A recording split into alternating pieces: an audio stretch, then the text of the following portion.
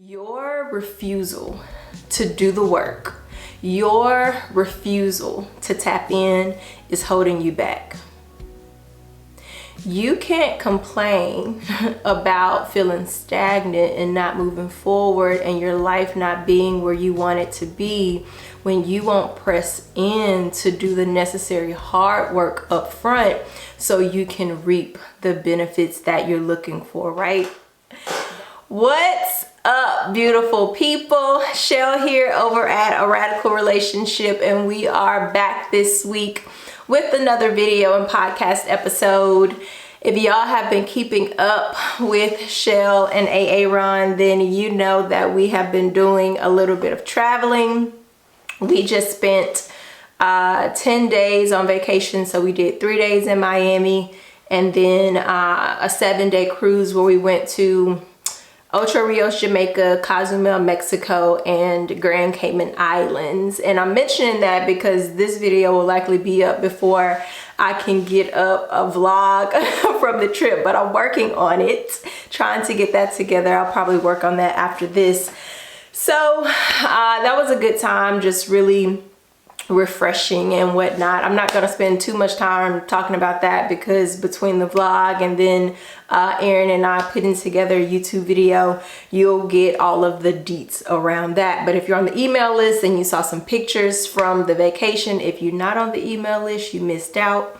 So you're going to want to head on over and get signed up for that. But glad to be back, still kind of getting back in the groove. So here we go.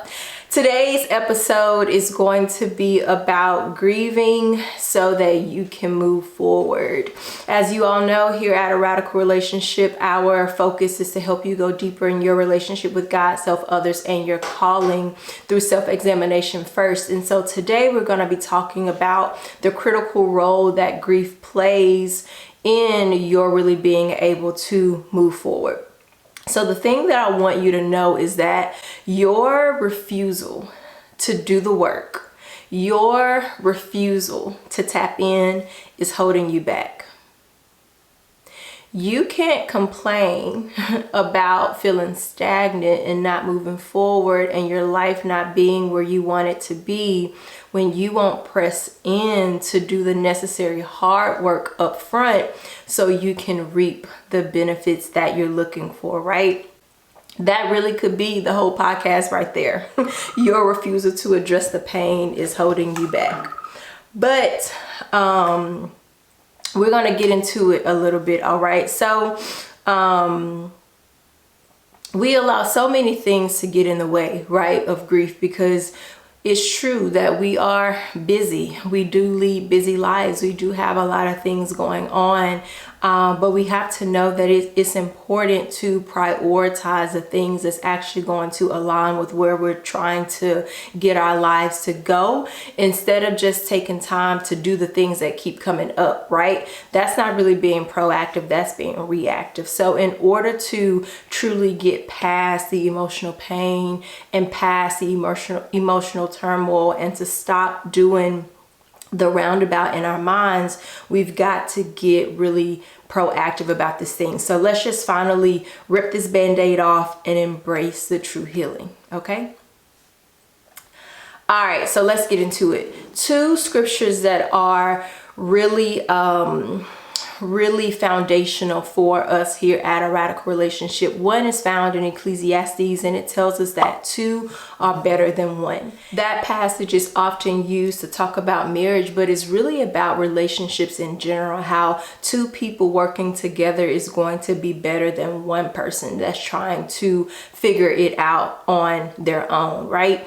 Another foundational passage for us here at Radical is Acts 2, where we're looking at the first model of the church, and we see how they were really committed to one another in a very real way. And that's what we want our ministry to look like, to be dedicated to the fellowship, to the teaching, to the breaking of bread together. And the reason that we love both of those scriptures is because it points us back to community. Even as we think about the coaching work that we do, two are better than one. You having a coach to come alongside you to figure things out is better than you trying to figure it out alone. So all that to say, this is the plug for community. If you're not already in community, I encourage you to go over to Facebook.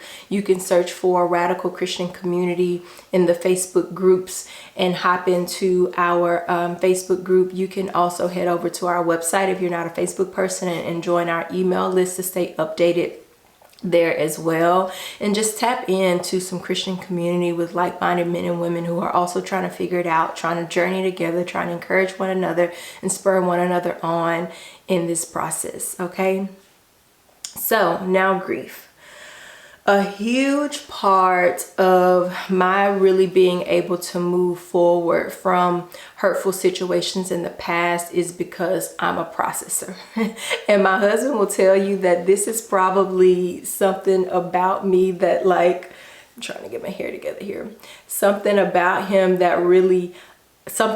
that really annoys him, because he's like, how long is it gonna take you to figure out how you feeling? But I really am a processor. Like, I take things in and then I just go back through and I just work through it in my mind, and just kind of put it through all of the different stations, you know, like what's actually true, what is just coming from my emotion, what's real, what needs to be addressed, what doesn't. And so when I went through my divorce, I spent a lot of time processing what the heck just happened here.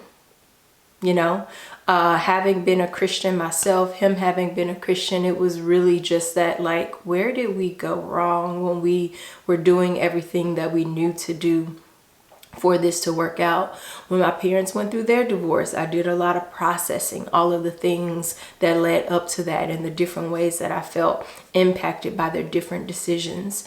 When there were times where my mom and I were experiencing conflict in our relationship, I had to do a lot of processing, and that processing actually helped me to see things from her perspective and put myself in her shoes a little bit more and be able to empathize so that I can come out on the right side of that thing and really be able to forgive her for ways that I felt wrong or mishandled. And so processing is grieving, right? Like when you go through and you take the time to actually recount the thing and to filter it through the Word of God, to filter it through your emotions, to get honest about how that thing impacted you, and then figure out what it is that you can do to move forward. That is all the process of grief.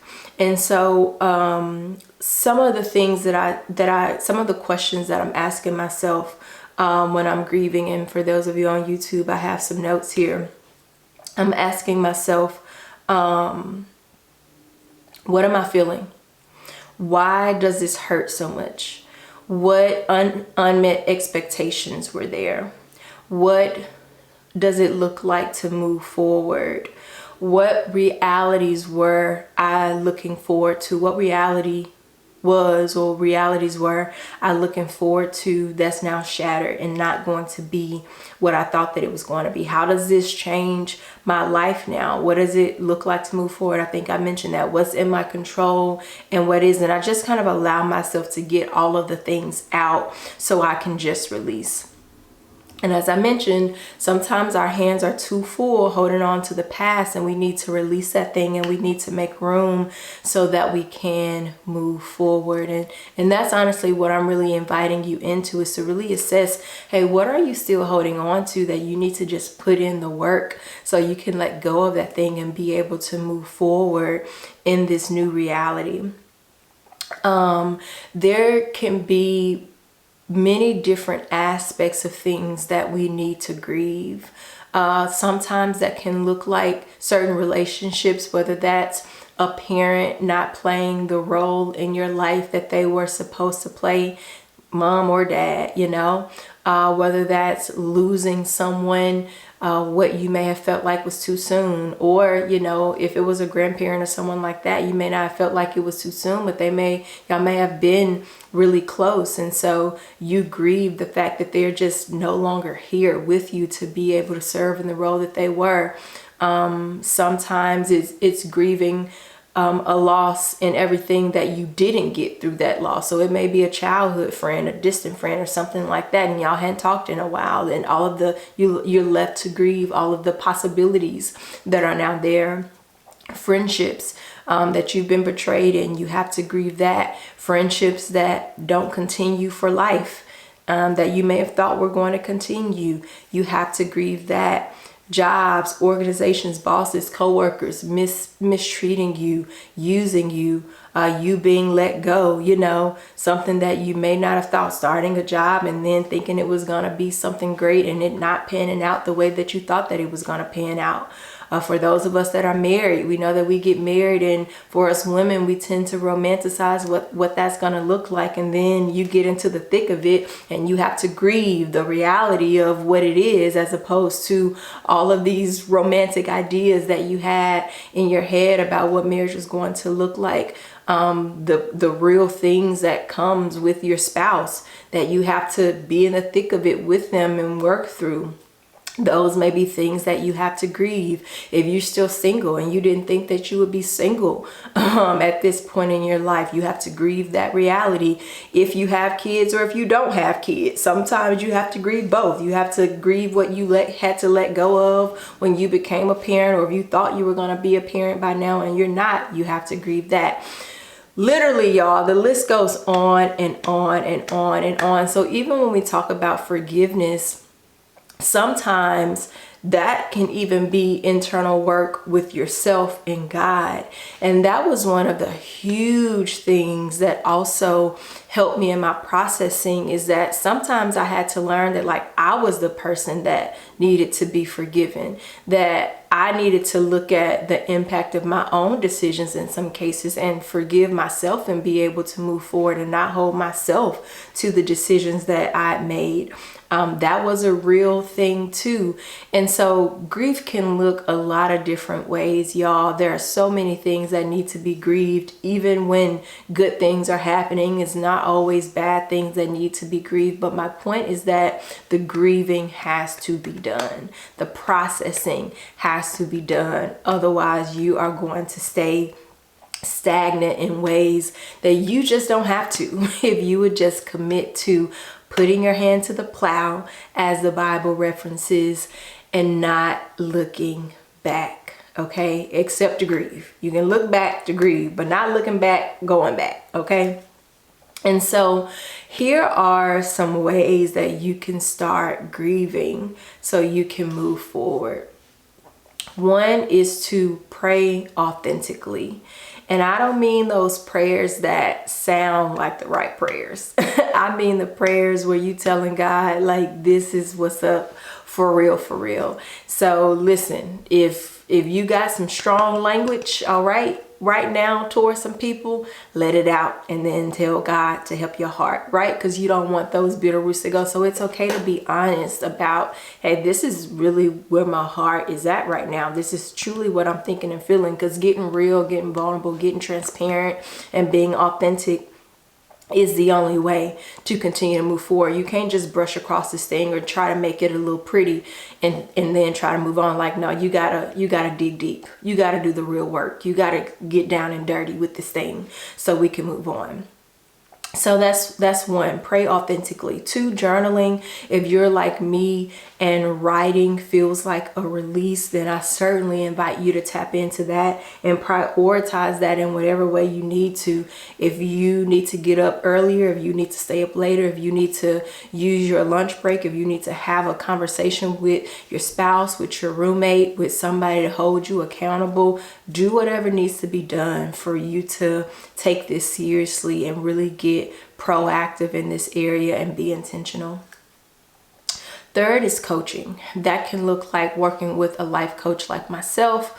That can look like working with a grief coach specifically, like my friend Daisha Carter. If you are in the radical community, she recently posted around some grief workshops that she's doing around the holidays. So that could be something really good to tap into.